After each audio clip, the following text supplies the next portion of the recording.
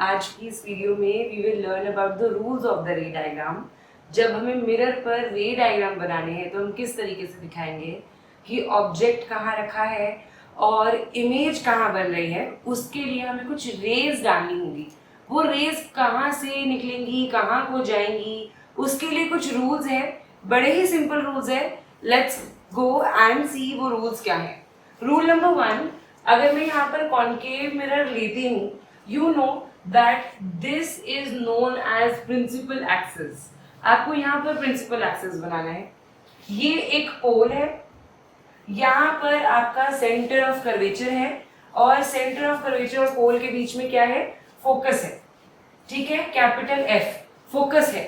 Rule number 1 कहता है, ध्यान से देखेंगे, रूल नंबर 1 क्या कहता है। रूल नंबर 1 कहता है कि रे अगर पैरेलल आ रही है प्रिंसिपल एक्सिस के, यानी कि इस तरीके से रे अगर आ रही है प्रिंसिपल एक्सिस के पैरेलल आ रही है, तो कहाँ को रिफ्लेक्ट बैक होगी? It will reflect through the focus of the mirror.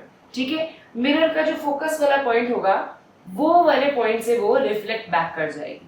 ध्यान से फिर से सुनेंगे। रूल नंबर 1 कहता है कि अगर रे पैरेलल जा रही है प्रिंसिपल एक्सिस के, तो वो फोकस से रिफ्लेक्ट बैक हो जाएगी। रूल नंबर 2 क्या कहता है? रूल नंबर 2 बड़ा सिंपल है। अगर रूल नंबर 1 समझ आ गया है तो रूल नंबर 2 कहता है कि अगर मेरी रे, ध्यान रखेंगे, जब भी हम रे बनाएंगे तो हम रे का एरो जरूर दिखाएंगे कि कहाँ इंसिडेंट रे जा रही है और कहाँ रिफ्लेक्टेड रे आ रही है। ठीक है, रूल नंबर 2 क्या कहता है? रूल नंबर 2 कहता है कि अगर मेरी रे फोकस से होती हुई जा रही है, अगर मेरी रे फोकस से होती हुई जा रही है तो कुछ नहीं, बस पुराने वाले रूल का उल्टा। अगर फोकस से होते हुए जाएगी तो पैरेलली बाहर निकल कर आएगी, यानी कि फोकस से आपकी इंसिडेंट रे जा रही है और रिफ्लेक्टेड रे आपकी पैरेलल आ रही है। दोबारा रिपीट करती हूँ। रूल नंबर 1 में था कि अगर आप पैरेलल भेज रहे हैं रे को प्रिंसिपल एक्सिस के, तो वो फोकस से रिफ्लेक्ट बैक होगी। रूल नंबर 2 क्या है? उसका जस्ट उल्टा, जहां आप फोकस से इंसिडेंट रे भेज रहे हैं और रिफ्लेक्ट बैक कहां से हो रही है? Parallel to the principal axis. ये थे 2 रूल्स।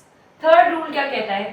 थर्ड रूल कहता है कि अगर आप रे को सेंटर ऑफ कर्वेचर से भेजते हैं, सेंटर ऑफ कर्वेचर से भेजते हैं, तो सेम पाथ से ही रिफ्लेक्ट बैक हो जाएगी, यानी कि सेंटर ऑफ कर्वेचर से ही वापस की तरफ आ जाएगी। ये थे 3 रूल जो मेजरली आपके कॉन्केव मिरर के रे डायग्राम्स बनाने में यूज होते हैं।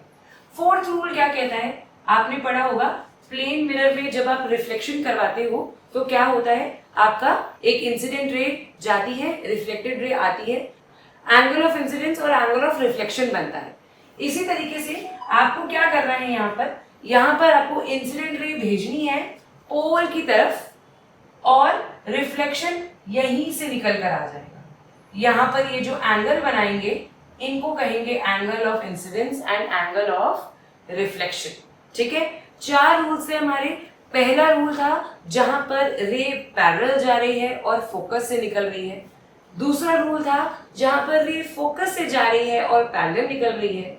तीसरा रूल था सेंटर ऑफ कर्वेचर से पास हो रही है और सेंटर ऑफ कर्वेचर से ही वापस आ रही है। और फोर्थ रूल था जहां आप पोल पर भेज रहे हैं और पोल से रिफ्लेक्ट बैक हो रही है। आई होप ये 4 रूल्स आपको क्लियर हो, सो दैट आप रे डायग्राम और इजीली बना सके और जब आप मिरर फॉर्मूला करेंगे तो और ज्यादा आपको क्लैरिटी आए। ठीक है, थैंक यू सो मच। अगर आपके कोई भी डाउट्स होंगे, कोई भी क्वेश्चंस होंगे, please leave it in the comment section below. I'll surely reply to it, and happy learning.